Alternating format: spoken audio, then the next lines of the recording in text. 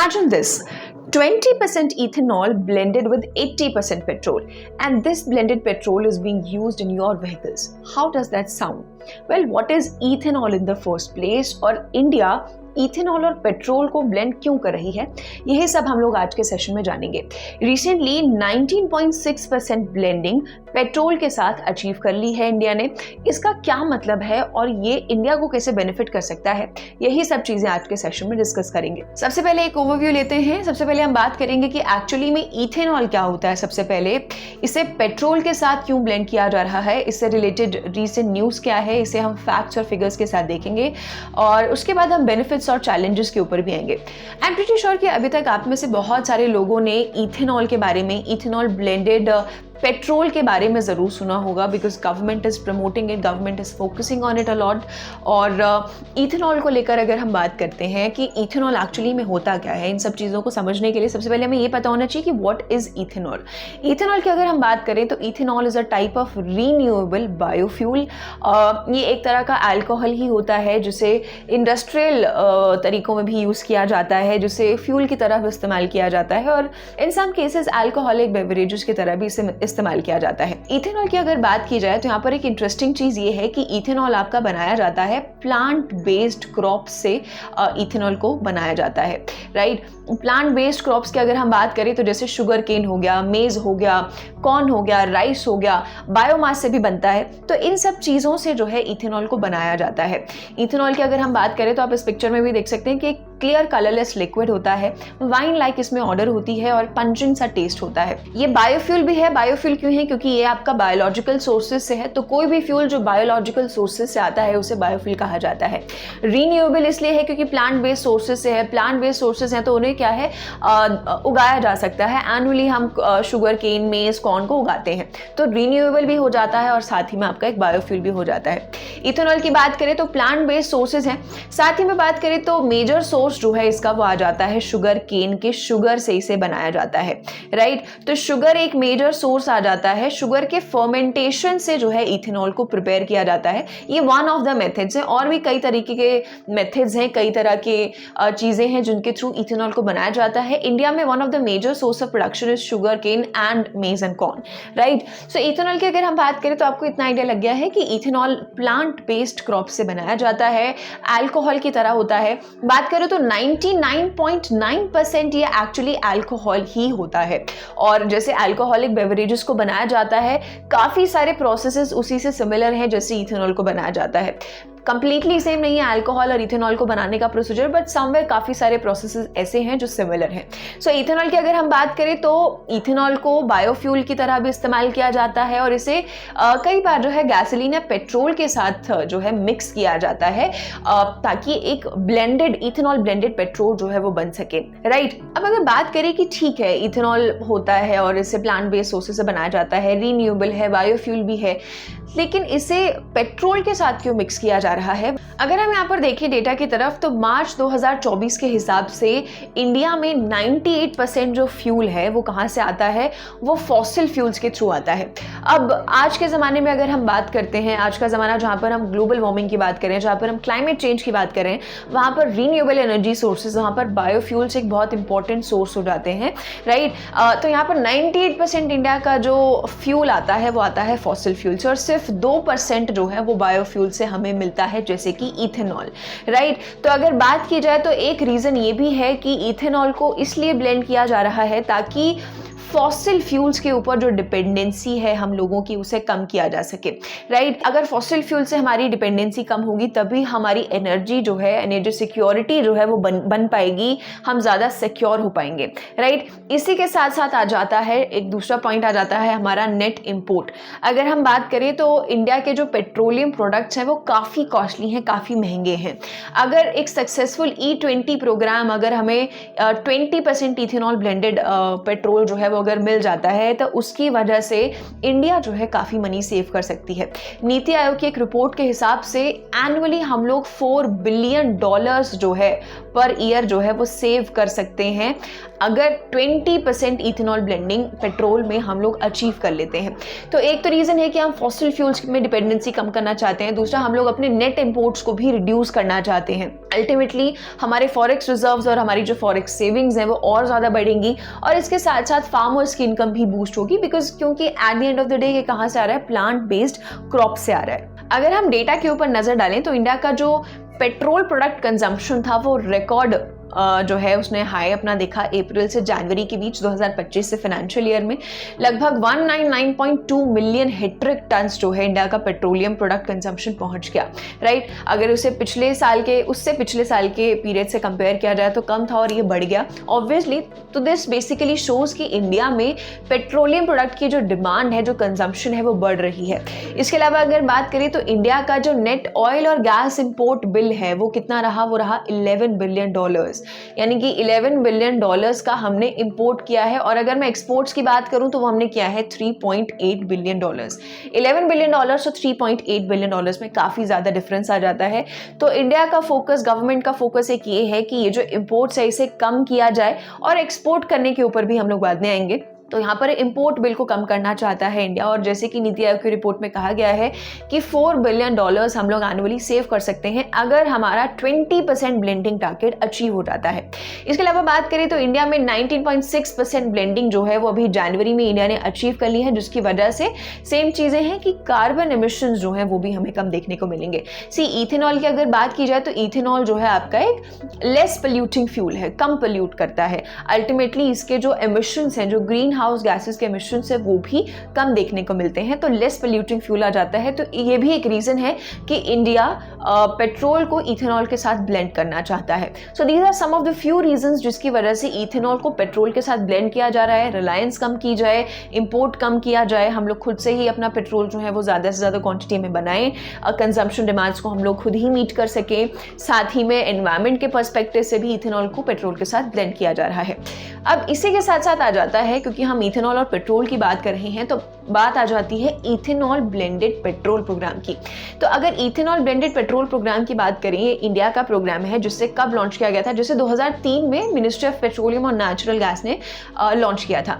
यहाँ पर इंडिया का टारगेट था कि 20% इथेनॉल ब्लेंडिंग जो है वो हम लोग अचीव करें 2030 तक। लेकिन फिर बीच में नीति आयोग की रिपोर्ट आई और इसी डेडलाइन को 2030 से पहले कर दिया गया, एडवांस कर दिया गया और इसकी डेडलाइन रखी गई 2025 तक। यानी कि एट प्रेजेंट इंडिया का टारगेट है कि हम लोग 20% इथेनॉल ब्लेंडिंग अचीव कर लें बाय 2025, जिसमें से 19.6% हम लोग ऑलरेडी अचीव कर चुके हैं। ये लेटेस्ट न्यूज़ है। लेटेस्ट न्यूज़ के फैक्ट्स एंड फिगर्स पे भी अभी हम लोग जल्दी आएंगे। सो यहाँ पर इंडिया का ये गोल है एंड 20% जो है अगर हम 2025 से 26 के फाइनेंशियल ईयर में अगर हम अगर हम रिकॉर्ड करना चाहते हैं, अचीव करना चाहते हैं, तो उसका मतलब होगा कि हमें 1000 करोड़ लीटर ऑफ इथेनॉल जो है वो चाहिए होगा ताकि हम उसे पेट्रोल के साथ उसकी ब्लेंडिंग कर सकें। ना 1000 crore litres of ethanol is surely a lot, बहुत ज़्यादा है, राइट। तो ये सिर्फ फिगर्स हैं कि हाँ हमें इतना इथेनॉल जो है हमें चाहिए ताकि हम 20% ब्लेंडिंग जो है वो अचीव कर सकें। अब हम लोग आते हैं रीसेंट न्यूज़ पर। अब आपने समझ लिया कि इथेनॉल क्या होता है, इथेनॉल को पेट्रोल के साथ क्यों ब्लेंड किया जा रहा है, इंडिया का इथेनॉल ब्लेंडेड पेट्रोल प्रोग्राम क्या है। अब आते हैं रीसेंट न्यूज़ पे। सो रिसेंटली न्यूज़ में ये बोला गया है कि इथेनॉल ब्लेंडिंग जो है पेट्रोल की वो जनवरी 2025 में 19.6% जो है वो पहुंच चुकी है। यहाँ पर अगर हम बात करें तो PSU ऑयल मार्केटिंग कंपनीज जो हैं उन्हें जनवरी 2025 में 91.7 करोड़ लीटर्स ऑफ इथेनॉल मिला है। अभी पीछे ही हमने देखा कि एटलीस्ट हमें 1000 करोड़ लीटर्स ऑफ इथेनॉल की जरूरत होगी अगर हमें अपना 20% वाला टारगेट अचीव करना है। यहाँ पर अगर हम बात करें तो उसमें से 91.7 करोड़ लीटर्स हमें एक ही महीने में मिला है, दैट इज जनवरी 2025, राइट। सो अगर हम ईयरली थोड़ा कंपेयर करें, पिछले क्वार्टर वगैरह से कंपेयर करें, तो यहाँ पर नवंबर से जनवरी की अगर हम बात करें, नवंबर 2024 से जनवरी 2025 तक 200.8 crore litres total ethanol supply India में देखी गई है, which is of course huge, और क्योंकि ब्लेंडिंग टारगेट्स को भी अचीव करना है। इसके अलावा और भी डेटा है जिसमें बोला गया है कि सिर्फ जनवरी में ही जो है टोटल इथेनॉल जो ब्लेंड हुआ है वो 82.1 करोड़ लीटर्स हुआ है, और इथेनॉल की सप्लाई जो है वो भी अनडाउटेडली जो है इंक्रीज हुई है। इथेनॉल सप्लाई ईयर 2013 से 14 में अगर हम बात करें तो ये 707.4 करोड़ लीटर्स जो है वो पहुंच चुकी है। कहाँ ये 38 करोड़ लीटर्स होता था और ये 707.4 करोड़ लीटर्स पहुंच गया है, और हमारा टारगेट अचीव करने के लिए हमें चाहिए 1000 करोड़ लीटर्स इथेनॉल से भी ज़्यादा, राइट। सो इनिशियली हमने देख लिया कि गवर्नमेंट का टारगेट 2030 तक का था, लेकिन अब गवर्नमेंट का टारगेट 2025 तक का है, जिसमें से 19.6% गवर्नमेंट ऑलरेडी अचीव कर चुकी है, which is a huge achievement in itself. अब बात करते हैं कि अगर इथेनॉल को पेट्रोल के साथ ब्लेंड किया जा रहा है तो इसके बेनिफिट्स क्या हैं। सबसे पहले तो इंडिया की एनर्जी सिक्योरिटी इससे बढ़ेगी। इंडिया की अगर बात करें तो अपनी एनर्जी नीड्स को पूरा करने के लिए इंडिया इंपोर्ट्स पे काफी ज्यादा डिपेंडेंट है, राइट। और ऐसे में इंपोर्ट्स पे अगर इंडिया इतना डिपेंडेंट है, और अगर ऐसे में कोई भी जियोपॉलिटिकल शिफ्ट अगर देखने को मिलता है, कोई भी जियोपॉलिटिकल शिफ्ट अगर इंडिया को देखने को मिलता है या फेस करना पड़ता है इंडिया को, तो उससे क्या है, इंपोर्ट्स जो है गड़बड़ा जाएंगे, और अल्टीमेटली इंडिया की जो एनर्जी सिक्योरिटी है वो हिल सकती है, राइट। सो एक बेनिफिट ये हो जाएगा, इथेनॉल ब्लेंडेड पेट्रोल अगर आता है तो हमारी डिपेंडेंसी फॉसिल फ्यूल्स के ऊपर कम होगी, हम इंपोर्ट कम करेंगे, और इंडिया की जो एनर्जी सिक्योरिटी है वो बैलेंस हो सकती है। ये जो EBP है, जो प्रोग्राम है, या जो इथेनॉल ब्लेंडिंग है, इसका एक मेजर बेनिफिट ये है कि इसकी वजह से हमारी जो डिपेंडेंसी है या जो हमारी इंडिया की एनर्जी सिक्योरिटी है वो बरकरार रह सकती है। उसके अलावा इंपोर्ट सब्स्टिट्यूशन, ऑफ कोर्स हम लोग चाह रहे हैं कि इंपोर्ट के ऊपर भी ध्यान दें। इंपोर्ट, हम लोग नेट इंपोर्ट अपना कम करना चाहते हैं, तो ये इस प्रोग्राम के जरिए हो सकता है। अगर 20% इथेनॉल ब्लेंडिंग आ जाती है तो जैसे कि मैंने पहले भी कहा, अगर हम ये टारगेट्स अचीव कर लेते हैं तो हम लोग एनुअली $4 बिलियन जो हैं वो एनुअली हर साल पर ईयर बेसिस पर बचा सकते हैं, अगर ये ब्लेंडिंग का टारगेट हम लोग अचीव कर पाते हैं। सो हमारे इंपोर्ट्स भी कम होंगे, हमारी सेविंग्स भी ज़्यादा होंगी, ये बेनिफिट आ जाता है। उसके अलावा तीसरा बेनिफिट आ जाता है reduction of emissions, of course, क्योंकि ग्रीन हाउस गैसेस का जो एमिशन है वो कम होता है।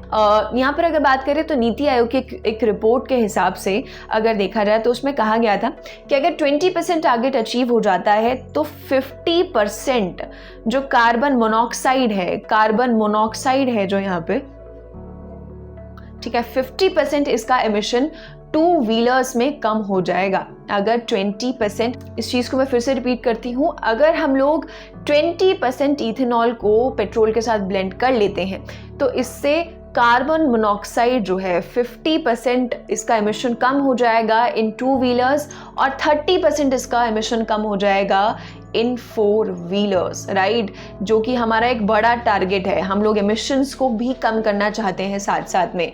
तो 50% कार्बन मोनोऑक्साइड 2 व्हीलर्स में कम होता हुआ नजर आएगा, और 30% एमिशन 4 व्हीलर्स में कम होता हुआ नजर आएगा, एज पर नीति आयोग की report. So reduction of emission भी एक बेनिफिट मिलता है। उसके अलावा बात करें तो फार्मर्स की इनकम को बढ़ावा मिलेगा इस प्रोग्राम के जरिए। अगर हम बात करें तो जो ऑयल मार्केटिंग कंपनीज हैं, राइट, अगर ये हम 2022 का डेटा ले रहे हैं तो यहाँ पर लगभग शुगर मिल्स, क्योंकि शुगर मिल्स की बात करें, शुगर मिल्स क्यों, क्योंकि शुगर केन एक मेजर सोर्स है इथेनॉल को प्रोड्यूस करने का।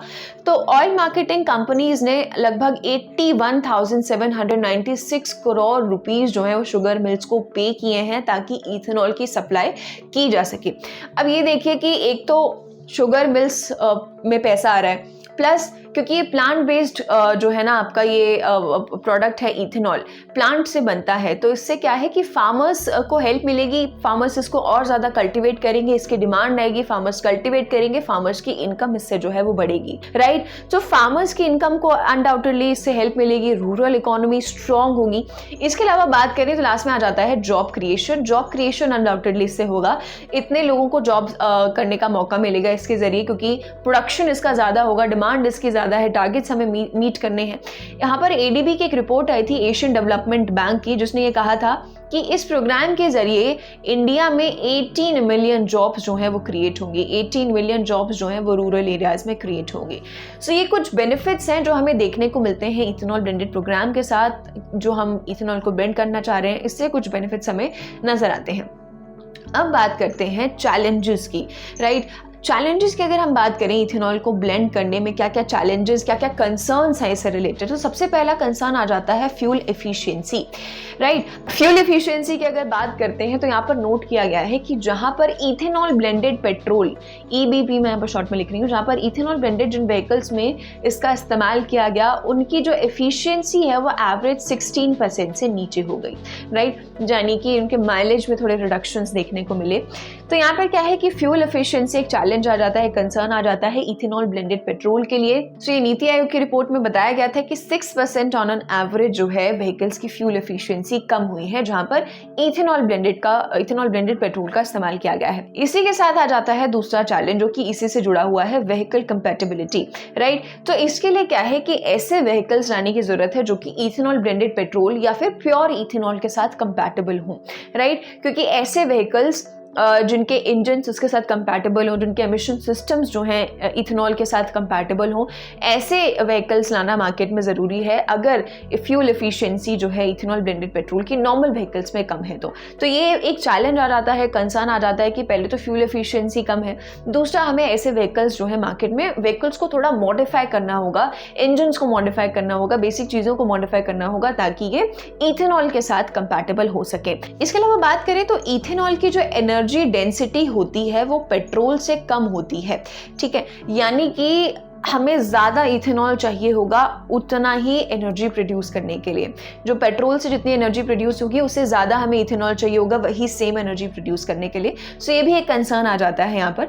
इसके अलावा बात करें तो इंफ्रास्ट्रक्चर और डिस्ट्रीब्यूशन भी एक कंसर्न आ जाता है। इथेनॉल की अगर बात करें तो उसको ट्रांसपोर्ट करने के लिए एडिकेट इंफ्रास्ट्रक्चर की ज़रूरत है, एडिकेट डिस्ट्रीब्यूशन सिस्टम्स की ज़रूरत है ताकि इस फ्यूल को एक जगह से दूसरी जगह ले जाया जा सके, राइट। अब इथेनॉल की अगर हम बात करें तो इथेनॉल जो है नेचर में कोरोसिव होता है और हाइग्रोस्कोपिक होता है, यानी कि इसका ये मतलब है कि जिन भी टैंक्स के थ्रू या जिन भी पाइपलाइंस के थ्रू या पंप्स के थ्रू इसे ट्रांसपोर्ट किया जाएगा वो कंटामिनेट हो सकती हैं, वो खराब हो सकती हैं, वो डैमेज हो सकती हैं। सो यानी कि अगर इथेनॉल को ट्रांसपोर्ट करना है तो उसके लिए एडिक्वेट इंफ्रास्ट्रक्चर की ज़रूरत होगी, विच मीन्स कि यहाँ पर हाई कॉस्ट ऑफ सप्लाई देखने को मिल सकता है। तो यहाँ पर गवर्नमेंट को इस चीज़ के ऊपर भी काम करने की ज़रूरत है कि इसका इंफ्रास्ट्रक्चर और इसका डिस्ट्रीब्यूशन जो है वो कैसे और बेटर किया जाए और साथ साथ पे कॉस्ट ऑफ सप्लाई को भी मेंटेन किया जाए। इसके अलावा बात करें तो आ जाता है फीड स्टॉक अवेलेबिलिटी, राइट। यहाँ पर एक बहुत common food versus fuel debate जो है वो देखने को मिली है इथेनॉल के साथ। फीड स्टॉक अवेलेबिलिटी की अगर हम बात करें तो बेसिकली हमने देखा कि इथेनॉल जो है प्लांट बेस्ड क्रॉप से बनाया जाता है, शुगर केन, मेज, कॉर्न हो गया, इन सब चीज़ों से बनाया जाता है। अब शुगर केन की अगर यहाँ पर बात की जाए, अगर शुगर केन की तरफ नजर डालें तो शुगर केन एक वाटर इंटेंसिव क्रॉप है, ठीक है, प्लस इसका कल्टिवेशन जो है काफ़ी हद तक मॉनसून पे भी डिपेंड करता है, राइट। तो ऐसे में क्या है, कई सारे फैक्टर्स हैं जो कि इन प्लांट्स के जो है ना इन प्लांट्स को ग्रो करने से रिलेटेड भी काफ़ी कंसर्न आ जाते हैं। तो एक तो वाटर इंटेंसिव क्रॉप है, तो यानी कि वाटर रिसोर्सेज को काफ़ी यूटिलाइज करेगा, इससे वाटर रिसोर्सेज पर स्ट्रेन पड़ सकता है। साथ साथ में शुगर केन जो है सॉइल हेल्थ को भी काफ़ी हद तक अफेक्ट करता है। तो बहुत ज़्यादा मैक्सिमम नंबर में शुगर केन का प्रोडक्शन जो है कहीं ना कहीं हैम्पर कर सकता है मल्टीपल चीज़ों को, तो ये भी शुगर केन के साथ कंसर्न्स आ जाते हैं। इसके अलावा अगर बात करें तो शुगर केन का जो यील्ड है वो मॉनसून पे काफ़ी ज़्यादा डिपेंड करता है। तो मॉनसून आने ना आने के ऊपर भी काफ़ी सारा शुगर केन जो है, शुगर केन कल्टिवेशन डिपेंडेंट हो जाता है, जिसकी वजह से फ्लक्चुएशन जो है वो देखने को मिलता है। इंडिया में इथेनॉल की अगर बात करें तो इथेनॉल प्रोडक्शन के लिए शुगर केन पर हैवी रिलायंस है, राइट। तो अपने ब्लेंडिंग टारगेट्स को पूरा करने के लिए इंडिया शुगर केन से भी ट्रांजिशन कर रहा है और ग्रेन बेस्ड इथेनॉल पर जा रहा है। अब ऐसे में जो ये ट्रांजिशन हुआ तो इसमें एक मेजर जो है प्रोड्यूसर आया कॉर्न।